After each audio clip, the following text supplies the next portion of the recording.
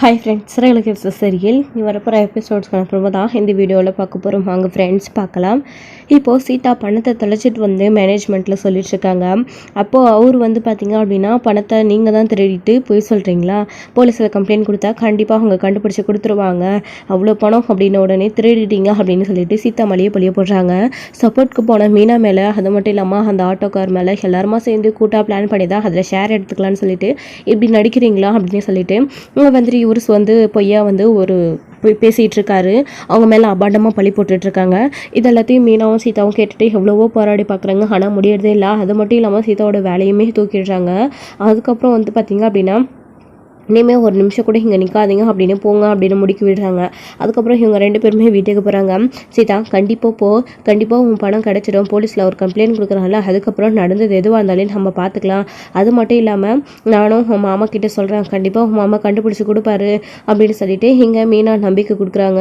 சரிக்கா, நான் இப்போது எனக்கு வேலைக்கு போயிடுச்சு, அருணுக்கும் வேலை இல்லை, வீட்டில் வந்து உட்காந்துட்ருக்காரு, இப்போது எனக்கும் வேலை இல்லை, நானும் என்னக்கா பண்ணுவேன் அப்படின்னு சொல்லிட்டு வீட்டுக்கு போனால் இப்போது அம்மா வேலை இருக்காங்க, எல்லாருமா சேர்ந்து என்ன நினைப்பாங்கன்னு தெரியலையே அப்படின்னு சொல்லிட்டு, இங்கே பாரு, அதுக்காக பயந்துட்டெல்லாம் இருக்காம நீ வீட்டுக்கு போ அப்படின்னு சொல்லிட்டு இங்கே வந்துட்டு சீதா கிட்ட சொல்லிட்டு மீனா வந்து வீட்டுக்கு வராங்க.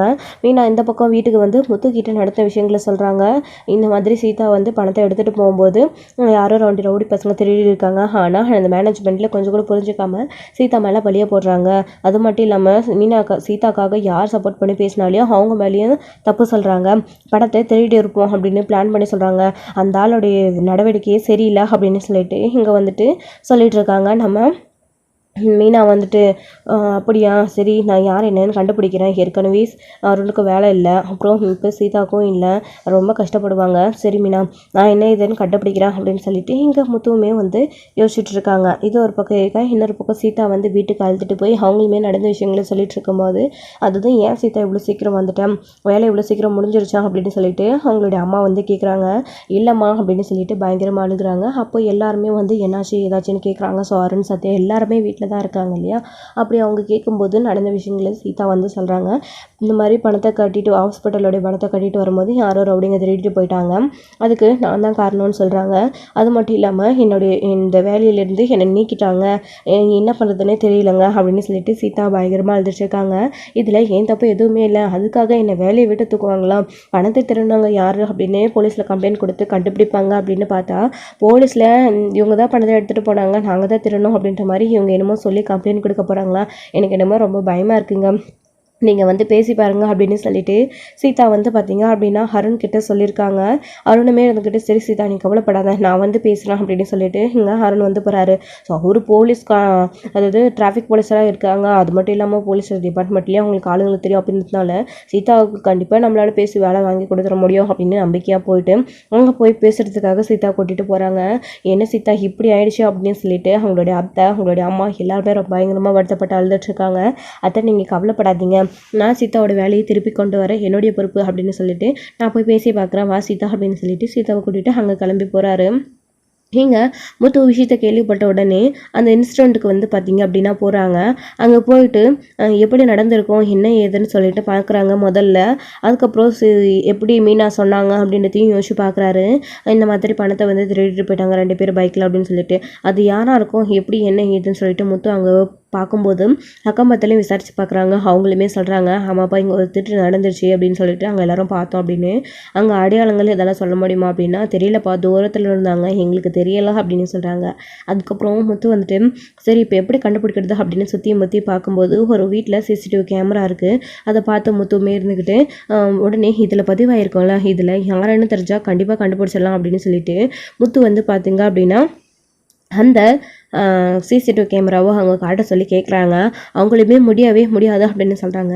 ப்ளீஸ் சார், இதில் ஒரு பொண்ணுடைய வாழ்க்கை அடங்கியிருக்கு, அந்த பொண்ணை வேலை விட்டே தூக்கிட்டாங்க, அது மட்டும் இல்லாமல் அந்த பொண்ணு தான் இது திருநதாக வேற சொல்லியிருக்காங்க, அது சீதா என்னுடைய ஒய்ஃபோடைய தங்கச்சி தான் சார், ப்ளீஸ் சார் ஹெல்ப் பண்ணுங்க அப்படின்னு சொல்லிட்டு, ஓ சொந்தமாப்பா, என்னப்பா பண்ணுறது இப்போது, சரிப்பா இதில் எனக்கு எதுவும் பிரச்சனை வந்துடாதுல்ல அப்படின்னு சொல்லிட்டு, சார் இது போலீஸ் கேஸ் எல்லாம் எதுவுமே இல்லை சார், திருட்டு கேஸ் தான், இதனால் உங்களுக்கு எதுவும் பிரச்சனையும் வந்துடாது சார் அப்படின்னு சொல்லிட்டு இங்கே முத்து வந்து சொல்லிட்டு அதுக்கப்புறமா சரி பொண்ணோட விஷயன்ற நான் காட்டுறேன் அப்படின்னு சொல்லிட்டு அவருமே காட்டுறாரு. அதுக்கப்புறம் நடந்த இன்சிடென்ட்டை முத்து வந்து அதில் நேரில் வந்து பார்க்குறாங்க. அப்படி பார்க்கும்போது அந்த ஆள் ரவுடிங்கில் வந்து தெரிஞ்சுக்கிறாங்க. அப்படி தெரிஞ்சதுக்கப்புறமா முத்து வந்து பார்த்திங்க அப்படின்னா இதை நான் கொஞ்சம் ஃபோனில் ஏற்றி தர முடியுமா அப்படின்னு கேட்கும்போது சரிப்பா அப்படின்னு சொல்லிட்டு ஃபோன்லேயும் ஏற்றி கொடுக்குறாங்க. இதை வச்சு அவங்களோட ஃப்ரெண்ட்ஸ் செல்வத்துக்கிட்ட வந்து காட்டுறாங்க. இந்த மாதிரி சீதாவுக்கு நடந்திருக்கு, இது யாருன்னு உங்கள் யாருக்காச்சும் தெரியுமா, கண்டுபிடிக்கணும் அப்படின்னு சொல்லிட்டு அவங்களுடைய கார் டிரைவர் அவங்களுடைய ஃப்ரெண்ட்ஸோட சேர்ந்துக்கிட்டு முத்து வந்து தேடுறாரு. அப்படி தேடும்போது அவங்களுடைய ஃப்ரெண்ட்ஸோட ஒரு ஆட்கள் வந்துட்டு இந்த மாதிரி ரவுடிங்களோட கும்பல் இருக்கிற சவாசம் என் ஃப்ரெண்டு ஒருத்தனுக்கு தெரியும்டா, நான் கேட்டு பார்க்குறேன் அப்படின்னு சொல்லிட்டு விசாரிக்கிறாங்க. இந்த பணத்தை திருடினது யார் இந்த இடத்துல, அதுவும் 5 லட்ச ரூபா, அது ஃப்ரெண்டோட பணம், அது கண்டுபிடிச்சி கொடுக்கணும்டா ப்ளீஸ்டா, ரொம்ப கஷ்டப்படுற குடும்பம் தான், அப்படி ஆயிடுச்சு அப்படின்னு சொல்லிட்டு அந்த ரவுடி கிட்ட கேட்டு அவங்களுடைய ஃப்ரெண்ட் வந்து கேட்கவும் அதுக்கப்புறமா அவருமே யார் என்ன அப்படின்னு சொல்லிட்டு கண்டுபிடிக்கிறாங்க. அது மட்டும் இல்லாமல் முத்து வந்து இங்கே ஆல்ரெடி அப்படி என்னுடைய ஃப்ரெண்டு அப்படி அவர்கிட்ட தான் இருக்குது, அவன் தான் திருடி இருக்கான் அப்படின்னு அவர் வந்து சொன்ன உடனே முத்து இருந்துக்கிட்டு ஒரு பிளான் போடுறாரு. நாமளா போனால் கையும் கிளம்ப நம்மளை ஏமாற்றவும் வாய்ப்பு இருக்குது, இது ரவுடிங்க சகவாசம், ஏன்னா நாமளே பணத்தை கொண்டு வந்து கொடுத்துட்டா இப்போ மீனா மேலேயும் சீதா மேலேயும் அந்த ஆள் பழி போட்ட மாதிரி இது நடந்துரும், அது நடக்கவே கூடாது, நாம திருடணும்னு நினச்சிப்பாங்க, அதனால போலீஸை கூட்டிகிட்டு போய் அந்த ரவுடியை பிடிச்சிட்டு வந்தா அப்புறம் நடந்தது என்னென்னு போலீஸ் சொல்லுவாங்க, நம்ம மேலேயும் தப்பு இருக்காது அப்படின்னு சொல்லிட்டு எங்க முத்து வந்து பிளான் போட்டு செய்கிறாரு. அதுக்கப்புறமா அவரோட ஃப்ரெண்டுக்கிட்ட ஃபோன் பண்ணி என்னடா உன்னோடைய ஃப்ரெண்டை போய் பார்க்கலாமா அப்படின்னு சொல்லிட்டு முத்து கேட்குறாரு.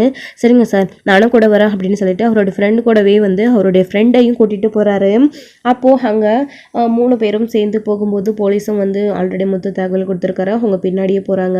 அப்போது அந்த அவங்கள பார்த்த உடனே இந்த மாதிரி அந்த பணத்தை தயவு செஞ்சு கொடுத்துருங்க, அது வாழ்க்கை சம்மந்தப்பட்ட விஷயம், அந்த பொண்ணு ரொம்ப பயத்தில் இருக்கா சீதா, கொடுத்துருங்க அப்படின்னு சொல்லிட்டு முத்து கேட்கும்போது இதை கொடுத்தா எங்களுக்கு என்ன லாபம் இருக்கும், இங்கே பாருடா ஏதோ ஃப்ரெண்டுனால தான் நான் கூட்டிகிட்டு வந்தேன், ஆனால் முழு பணத்திலையும் கொடுக்க முடியாது, ஏதோ எங்களுக்கு அடிச்சதுக்கு ஆளுக்கு ஒன்று எடுத்துட்டு மீதியை கொடுத்து விட்றோம் அப்படின்னு சொல்லிட்டு அவருடைய ஃப்ரெண்டு சொல்கிறாங்க. என்னடா மச்சான் சொல்லுடா அவன் ஃப்ரெண்டு கிட்ட அப்படின்னு சொல்லிட்டு முத்தோட ஃப்ரெண்டு வந்து அவருடைய ஃப்ரெண்டு கிட்ட சொல்கிறாரு. அவருமே பேசி பார்க்குறாங்க, முடியவே முடியாது அப்படின்னு சொல்லிடுறாங்க. அதுக்கப்புறம் வந்து பார்த்திங்க அப்படின்னா பயங்கரமாக முத்து வந்து அடிதடியெல்லாம் பண்ணிவிட்டு அங்கேருந்து பணத்தை வாங்கிட்டு போகிறதுக்காக பார்க்குறாங்க. என்ன இப்படி பண்ணுறீங்க அப்படின்னு, இது சீதாவோட வாழ்க்கை சம்மந்தப்பட்டது, உனக்கு நல்லாவே தெரியும் இல்லை, தயவு செஞ்சு அவன் எப்படியாச்சும் இந்த பணத்தை வாங்க, நீங்களும் எனக்கு ஹெல்ப் பண்ணண்டா அப்படின்னு சொல்லும்போது இவங்க 3 பேருமா சேர்ந்து, அதாவது முத்துவோட ஃப்ரெண்டு அவருடைய ஃப்ரெண்டு இவங்க 3 பேருமா சேர்ந்து அதுக்கப்புறம் போலீஸுமே வந்துடுது, அவங்களுமே சேர்ந்து அந்த பணத்தை அவங்க கிட்டேருந்து வாங்கி அவங்கள அடித்து பிடிச்சிடுறாங்க. இதுக்கப்புறம் உன்னை நம்பினதுக்கு என்னை இப்படி மாட்டிட்டியாடா அப்படின்னு சொல்லிட்டு, வேறு வழி இல்லைடா, இவ்வளோ நல்லா பழகினதுக்கு நான் கேட்ட உடனே நீ அந்த பணத்தை கொடுத்துருந்தா உனக்கு இந்த பிரச்சனை வந்திருக்காதுல்ல, இப்போ உன்னா அதாவது இந்த பணத்துக்காக உன்னை நான் போலீஸில் பிடிச்சி கொடுக்குற மாதிரி ஆயிடுச்சு, என்ன மனுஷரடா அப்படின்னு சொல்லிட்டு அவர் வந்து சொல்லிடுறாரு. அதுக்கப்புறமா வந்துட்டு அதை பிடிச்சிக்கிட்டு இங்கே வந்து வராங்க. அடுத்தது அந்த பேங்க்கில் வந்துட்டு சீதா வேலை செய்கிற ஹாஸ்பிட்டலில் அவங்க கிட்ட கொடுத்துடணும் அப்படின்னு சொல்லிட்டு வராங்க. இது ஒரு பக்கம் இருக்க, இன்னொரு பக்கம் வந்து பார்த்தீங்க அப்படின்னா அங்கே அருண் போயிட்டு சீதா மேலே இருந்து தப்புமே இல்லை சார், ஏன் சார் சீதாவை சஸ்பெண்ட் பண்ணீங்க, பணம் திருட்டு போயிடுச்சு அப்படின்னா போலீஸில் கம்ப்ளைண்ட் கொடுத்து அதை கண்டுபிடிக்கிற வழியை பார்க்காம ஏன் சார் இதில் சீதா மேலே தப்பு வழியை போட்டு அவள் தான் திருடுப்பா அப்படின்னு சொல்லிட்டு அவளோட வேலையும் டிஸ்மிஸ் பண்ணிட்டீங்க, இங்கே பாருங்கள் சார் ப்ளீஸ் சார் சீதா பாருங்கள் அவ்வளோ அழுகுறான்னு சொல்லிட்டு, கண்டிப்பாக இந்த வேலையை சீதா பண்ணியிருக்க மாட்டேன் சார், நீங்கள் ஏன் சீதாவை கொஞ்சம் கூட நம்பவே மாட்டேன்ற, இவ்வளோ நாளாக சீதா இங்கே வேலை செஞ்சுட்டு இருந்தா யார்கிட்டயாச்சும் அப்படியாச்சும் பழகிருக்காளா சார், ஏதோ அவள் சூழ்நிலை அப்படி நடந்துருச்சு, அதுக்காக அவளை வேலையை விட்டு டிஸ்மிஸ் பண்ணிவிட்டு அவள் தான் வந்து எடுத்துருப்பா அப்படின்னு சொல்லிட்டு எப்படி சார் நீங்கள் சொல்லலாம் அப்படின்னு அருண் வந்து போய் பேசி பார்க்குறாரு. என்னையா நீ உன் பொண்டாட்டிக்கு சப்போர்ட்டா, பாரு அவள் எடுக்கல அப்படின்னா எதுக்கு கூட அனுப்பின வாட்ச்மேனையே இங்கே விட்டுட்டு போகணும், வாட்ச்மேனை கூட்டிகிட்டு போயிருந்தா அதாவது செக்யூரிட்டியை கூட்டிகிட்டு போயிருந்தா இந்த மாதிரி நடந்திருக்க வாய்ப்பு இருந்திருக்காது இல்லை, அவர்கிட்ட கன் இருந்துச்சு அதை வச்சு அவர் ஏதாச்சும் பண்ணியிருப்பாரு, அதெல்லாம் உன் பின்னாடி அவளுக்கு அதுவும் செக்யூரிட்டிக்கு பணத்தை கொடுத்து நீ வீட்டுக்கு போங்க அப்படின்னு அனுப்பி வச்சுட்டு போயிருக்கா அப்படின்னா என்ன அர்த்தம், இங்கே நல்லவ மட்டும் நாடகமாடி எல்லார் முன்னாடியும் அதுவும் அந்த ஆட்டோ டிரைவர் முன்னாடி கூட நல்ல மாதிரி நாடகம் ஆடி உன் ஒய்ஃபு அவனை விட்டுட்டு கூட்டிகிட்டு போய் பணத்தை அவளையும் திருடிக்கிட்டு அது மட்டும் இல்லாமல் மொத்தமாக ஃபேமிலியும் திருடிக்கிட்டு நம்ம மேலே பழி வராது, திருட்டு போயிடுச்சு அப்படின்னா நம்மளை யாரும் கண்டுபிடிக்க மாட்டாங்க அப்படின்னு நீங்கள் எல்லாருமே பிளான் பண்ணி நினச்சி பண்ணீங்க, ஆனால் இப்போ மாட்டிக்கிட்டீங்க, அப்படி மாட்டிக்கிட்ட உடனே எல்லாருமா போய் சொல்கிறீங்களா அப்படின்னு சொல்லிட்டு அவர் சொல்லி பார்க்குறாரு. இல்லை சார் அந்த மாதிரிலாம் இல்லை, அதாவது திருட்டு போன பணம் வந்து திருட்டு போயிடுச்சு அப்படின்னா அந்த அவன் அப்படியே வச்சுருப்பான் ஏதாச்சும் பண்ணியிருப்பான் சார், அப்படியே அதை கண்டுபிடிச்சா சொல்லியும் சீதாவோட வேலைக்கும் அதுக்கு எந்த சம்மந்தம் சார். அப்புறம் இப்போ டிஸ்மிஸ் பண்ணிவிட்டு அதுக்கப்புறமா சீதாவோட வேலைக்கு அது போயிடுச்சு, அதுக்கப்புறமா பணம் கிடைச்சா நீங்கள் என்ன சார் பண்ணுவீங்க? அது மட்டும் இல்லாமல் அது கிடைக்குதோ இல்லையோ அதுக்காக சீதாவோட வேலையை டிஸ்மிஸ் பண்ணுறதுல என்ன சார் நியாயம் இருக்குது? அது திருடனுடைய தப்பு, அவன் திருடிட்டு போயிட்டான். சீதா கிட்டேருந்து பிடுங்கிட்டு போன பாவத்துக்காக அவன் ஏன் சார் தண்டனை அனுபவிக்கணும் அப்படின்னு சொல்லிட்டு அருண் வந்து பேசிகிட்டு இருக்காங்க. இங்கே பாருப்பா, அதெல்லாம் எனக்கு தெரியவே தெரியாது, நீங்கள் என்ன பண்ணுவீங்களே தெரியாது, அந்த பணத்தை எங்களுக்கு நீங்கள் தான் கொடுத்தாகணும், அப்படி இல்லைன்னா போலீஸில் கம்ப்ளைண்ட் கொடுக்குறோம். அவங்க வந்து உங்கள் ஒய்ஃபையும் உங்களை எல்லாரையும் கூட்டிகிட்டு போய் விசாரிப்பாங்க ஃபேமிலியோட, அதுக்கப்புறமா உண்மை தெரியும் அப்படின்ற மாதிரி அவர் பேசிகிட்டு இருக்காரு. என்ன சார் நான் திரும்ப திரும்ப சொல்லிட்டு இருக்கேன், சீதா வேலைக்கும் பணம் திருடிட்டு போன ரவுடிக்கும் சம்மந்தமே இல்லை, அவன் திருடிட்டு போய் என்ன பண்ணியிருக்கானோ தெரியல அப்படின்னு சொல்லிட்டு இருக்கேன் அப்படின்னு இங்கே அருண் வந்து திரும்பவும் பேசிகிட்டு இருக்கும்போது முத்து அவங்கள கூட்டிக்கிட்டு அங்கே வராங்க. அப்போ தான் அதெல்லாம் திருடனை கண்டுபிடிச்சாச்சு அப்படின்னு சொல்கிறாங்க. உடனே அருண் ஷாக் ஆகி பார்க்குறாங்க. இவன் எங்க அப்படின்னு சொல்லிட்டு இங்கே அப்படி கேட்கும்போது முத்து வந்துட்டு வராங்க. யார் சார் நீங்கள் அப்படின்னு சொல்லிட்டு, நான் இவருடைய அக்கா புருஷன் சார், என் பேர் முத்து அப்படின்னு சொல்லிட்டு இருக்காங்க. என்னம்மா அப்படின்னு சொல்லிட்டு அவர் வந்து கேட்குறாரு. ஆமாம் சார், இவர் என்னுடைய மாமா. என்ன சார் சொல்கிறீங்க நீங்கள், திருடனை பிடிச்சாச்சா அப்படின்னு? ஆமாம் சார், திருடனை பிடிச்சாச்சு, நியாயமாக சட்டப்படி இதை நீங்கள் தான் செஞ்சுருக்கணும், ஆனால் போலீஸில் கம்ப்ளைண்ட் கொடுத்து போலீஸை வச்சு இதை நான் கண்டுபிடிச்சிருக்கேன் சார், இவங்க தான் அந்த ரவுடிங்க, சீதா கிட்ட தான் பணத்தை திருடுனவங்க. ஆனால் அபாண்டமாக அதுக்குள்ளே ஒரு பொண்ணு மேலே இப்படி அபாண்டமாக பழிய போட்டுட்டீங்களே, சீதா தான் திருடிப்பா அப்படின்னு. அது மட்டும் இல்லாமல் அவளுடைய வேலையை சஸ்பென்ஸ் பண்ணுறீங்களே, அவள் எந்த அளவுக்கு கஷ்டப்பட்டிருப்பான்னு கொஞ்சமாச்சும் நீங்கள் நினச்சி பார்த்தீங்களா? அது எப்படி சார் கொஞ்சம் கூட மனசாட்சியே இல்லாமல் இவன் மேலே படிய போடுறீங்க? அது மட்டும் இல்லாமல் இந்த ரவுடிங்க பணத்தை அங்கே திருடுறதுக்கு காரணம் சீதா கிடையாது, வேறு ஒரு ஆளு அப்படின்னு சொல்லிட்டு முத்து சொல்கிறாங்க. அப்படின்னா நீங்கள் ஆக்சுவலி முத்து அந்த பணத்தை, அதாவது அந்த ரவுடிங்களை பிடிச்சி கூட்டிகிட்டு வரும்போதே அவங்கக்கிட்ட இது உங்ககிட்ட யார் பண்ண சொன்னது, அதுவும் சீதா பணம் கொண்டு போகிற விஷயம் உங்களுக்கு எப்படி தெரியும்? இது இப்போ நீங்கள் சொல்கிறீங்களா இல்லையா? போலீஸில் உங்களை ஒப்படைச்சி முட்டி தட்டிடுவான் அப்படின்னு முத்து மிரட்டி அடித்து பார்த்துருக்காரு. அப்போ தான் உண்மை தெரியுது, அதாவது சீதா கிட்ட பணத்தை கொடுத்து அமைச்சிருந்த அந்த ஆளே தான் நம்ம சீதா பணம் எடுத்துகிட்டு போகிற விஷயத்த அந்த ரவுடிங்க கிட்ட சொல்லி அவங்கள திருட சொல்லியிருக்காங்க. ஸோ சீதா தனியாக போகிறா, அது மட்டும் இல்லாமல் செக்யூரிட்டியோடு போனாலும் அந்த ரவுடிங்க சமாளித்து பணத்தை எடுத்துருவாங்க அப்படின்னு நல்லாவே தெரியும். அதுக்காக தான் பிளான் பண்ணி அந்த ஆளே வந்து பணத்தை எடுத்துக்கலாம் அப்படின்றதுக்காக இந்த ரவுடிங்க கிட்ட திருட சொல்லியிருக்காங்க. ஸோ இதுதான் நடந்திருக்கு. இதை தெரிஞ்சுக்கிட்ட முத்துவுமே நேரடியாக போலீஸ் ஸ்டேஷனுக்கு கூட்டிகிட்டு போகாமல் இங்கே ஹாஸ்பிட்டலுக்கு கூட்டிகிட்டு வந்திருக்காங்க.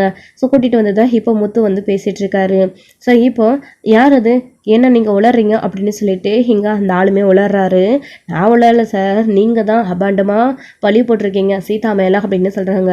நான் என்ன அபாண்டமாக பழி போட்டேன்? அந்த ரவுடி பசங்க திருடினதுக்கு நான் இவ தான் திருடிருப்பான்னு நினச்சேன், ஆனால் இப்போ இல்லைன்னு தெரிஞ்சிச்சுல, இதுக்கு என்ன பண்ண முடியும்? பணம் காணோன்னா பண விஷயத்தில் யாரை வேணாலும் சந்தேகப்பட முடியும்ல அப்படின்னு சொல்லிட்டு இங்கே அந்த ஆளுமே சொல்லிட்டு நம்ம மாட்டிப்போமா, அவங்க நம்ம பேரை சொல்லியிருப்பாங்களா அப்படின்னு சொல்லிட்டு ரொம்ப பயப்படுறாங்க. ஸோ ஆக்சுவலி அவர் தான் அந்த பணத்தை திருட சொன்னதுனால சீதா போகிற வழியையும் சொல்லி பணம் கொண்டு போகிறான் அப்படின்னு ரவுடிங்களுக்கு இன்ஃபார்ம் பண்ணி அவர் சொன்னதுனால தான் சீதாவே திருடிருப்பா அப்படின்னு பழிய போடுறாங்க.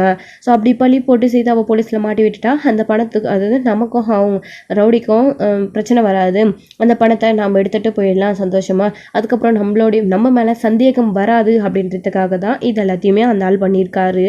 ஸோ பண்ணிட்டு இப்பயும் பயந்துட்டு பேசிகிட்டு இருக்காரு.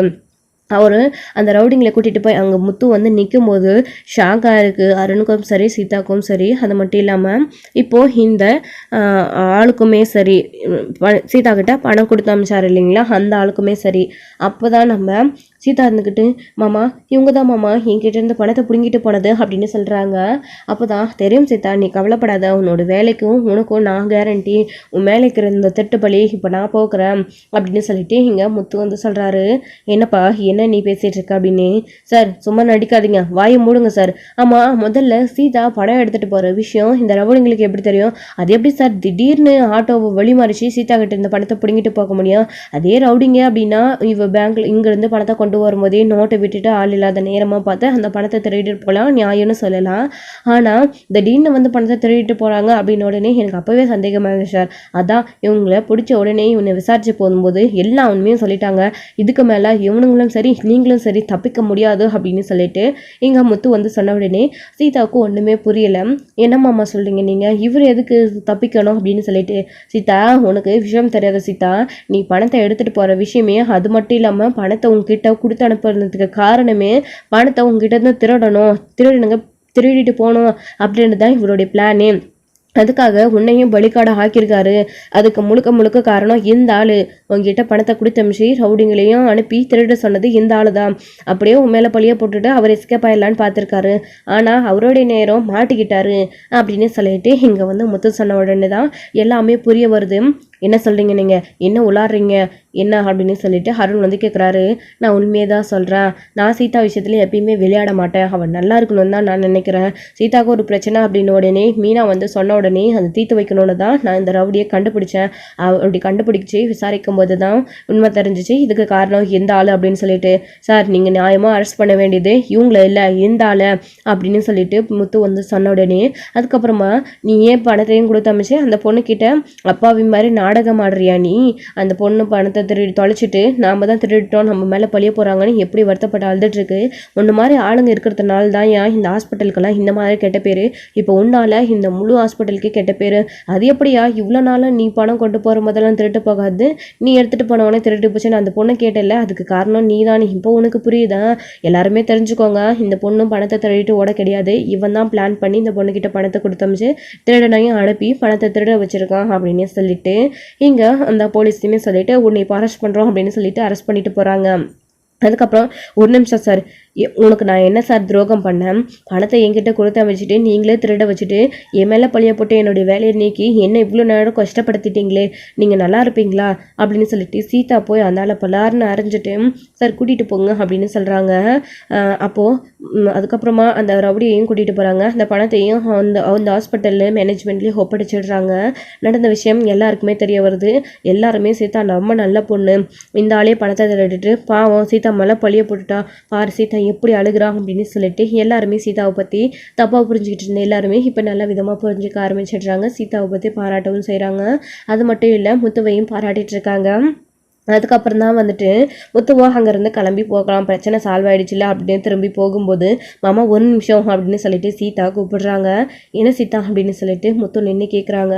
மாமா என்னை மன்னிச்சிடுங்க மாமா, ஒவ்வொரு தடவையும் நான் உங்களை தப்பாகவே புரிஞ்சுக்கிட்டு இருந்தேன். நான் உங்ககிட்ட நீங்கள் தான் அருணோடைய வேலை போகிறதுக்கு காரணம் அப்படின்னு சொல்லி எவ்வளவோ சண்டை போட்டு அக்காவை மன்னிப்பு கேட்க சொன்னதுக்கு அப்புறமா கூட நீங்கள் இது எதையும் என் மேலே கோவத்தை வச்சுக்காம பெருசாக நினச்சிக்காம எனக்கு ஒரு கஷ்டம், என்னோட வேலையை விட்டு என்னை நிறுத்த போகிறாங்க அப்படின்னு தெரிஞ்ச உடனே என்னை காப்பாற்றணும்னு வந்து நின்னீங்க பார்த்தீங்க மாமா, இதுதான் உங்களுடைய நல்ல குணம். நான் தான் உங்களை புரிஞ்சிக்காம உங்ககிட்ட சண்டை போட்டுட்டேன், என்னை மன்னிச்சிடுங்க மாமா அப்படின்னு சொல்லிட்டு சீதா வந்து பார்த்தீங்க அப்படின்னா முத்துக்கிட்ட மன்னிப்பு கேட்குறாங்க. விடு சீதா, எதுக்கு மன்னிப்பு கேட்டுட்டு, இங்கே பாரு நீ என்னுடைய தங்கச்சி மாதிரி, உன்னை பார்த்துக்க வேண்டியது என்னுடைய பொறுப்பு அப்படின்னு சொல்லிட்டு இங்கே முத்து வந்து சொல்கிறாங்க. அது மட்டும் இல்லாமல் நீ அருண்கிட்ட நான் மன்னிப்பு கேட்டுக்கணும்னு சொல்லிட்டு இருந்தேன் இல்லையா, நான் மன்னிப்பு கேட்கறதுக்கு எப்போவோ தயாராகிட்டேன். ஆனால் உன் அக்கா தான் பிடிவாதமாக இருந்துட்டா, உன் அக்காவை மீறி என்னால் எதுவுமே பண்ண முடியாது சீதா, அதுக்காக தான் ப்ளீஸ் சீதா. ஆனால் உன்னுடைய வேலை இப்போ கிடைச்சிருச்சுல, அது போதும் எனக்கு. நீ சீதா மீனா கிட்ட எப்பயும் போல் பேசினாலே போதும். உங்கள் 2 பேருக்குள்ளே இருக்கிற பிரச்சனையெல்லாம் அத்தைக்கும் உடம்பு சரியில்லாமல் போகுது. நீங்கள் 2 பேரும் சந்தோஷமாக இருந்தீங்களா, அத்தை உடம்பும் சரியாயிடும், எல்லா பிரச்சனையும் சரியாயிடும். இவருடைய வேலை போனதுக்கு நான் காரணம் இல்லை. அந்த சூழ்நிலையில் அந்த அம்மாவை காப்பாற்றணும்னு மட்டும்தான் நான் நினச்சினே தவிர அருண் மேலே எனக்கு எந்த கோபமும் இல்லை. அந்த கோபத்தை வச்சு நான் அவளை பழி வாங்கவும் கிடையாது. நீ தப்பாக புரிஞ்சிட்டு இருக்க சீதா அப்படின்னு சொல்லி புரிய வைக்கிறாங்க முத்து. அதுக்கப்புறம் தான் இங்கே சீதாவுக்கு புரிய வருது. எனக்கு புரியுது மாமா, சாரி மாமா, என் மேலே தான் தப்பு அப்படின்னு சொல்லிட்டு இருக்காங்க. எங்கள் மாமா வேணும்னே பண்ணியிருக்க மாட்டாங்க, தெரியாமல் தான் மாமா இப்படி பண்ணியிருக்காரு, இந்த உயிரை காப்பாற்றணும் தான் மாமா அப்படி பண்ணியிருக்காரு. ஆனால் உங்களுடைய கடமையை நீங்கள் கரெக்டாக தான் செஞ்சீங்க. ஆனால் சூழ்நிலை இப்படி பண்ணிடுச்சு.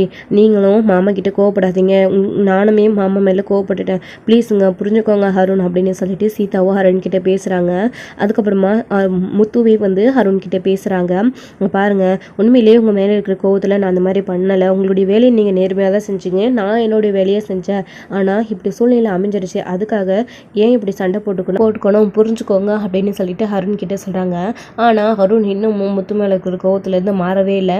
ஸோ எப்போவும் சீதாவோட மனசை வந்து முத்து வந்து மாற்றிட்டாரு. நமக்கு முன்னாடி அவன் நல்ல பேர் வாங்கிட்டான் அப்படின்னு ஈகோவில் தான் நம்ம அருண் இருந்துட்டுருக்காரு. சீதா சொல்லி புரிய வைக்கணும்னு பார்க்குறாங்க, அது முடியவே இல்லை. அங்கேருந்து எதுவுமே பேசாமல் அருண் கோவத்தோட இதுக்கும் காரணம் நீ தான் அப்படின்னு சொல்லிட்டு அங்கேருந்து கோவத்தோடு கிளப்பி போயிட்டாரு. அவர் என்றைக்குமே மாற மாட்டார் மாமா, என்னை மன்னிச்சிடுங்க, நான் அக்கா கிட்டே பேசுகிறேன் மாமா, எனக்கு உதவி பண்ணதுக்கு ரொம்ப தேங்க்ஸ் மாமா அப்படின்னு சீதா சொல்லிட்டு இருக்காங்க. இதோட இந்த எபிசோடு வந்து முடிச்சிருக்காங்க. அடுத்தடுத்த எபிசோடில் என்ன நடக்க போகுது அப்படின்றத வெயிட் பண்ணி நெக்ஸ்ட் வீடியோவில் பார்க்கலாம் ஃப்ரெண்ட்ஸ். தேங்க்யூ. இந்த வீடியோ உங்களுக்கு பிடிச்சிருந்தா ஒரு லைக் பண்ணுங்கள், ஷேர் பண்ணுங்கள், கமெண்ட் பண்ணுங்கள்.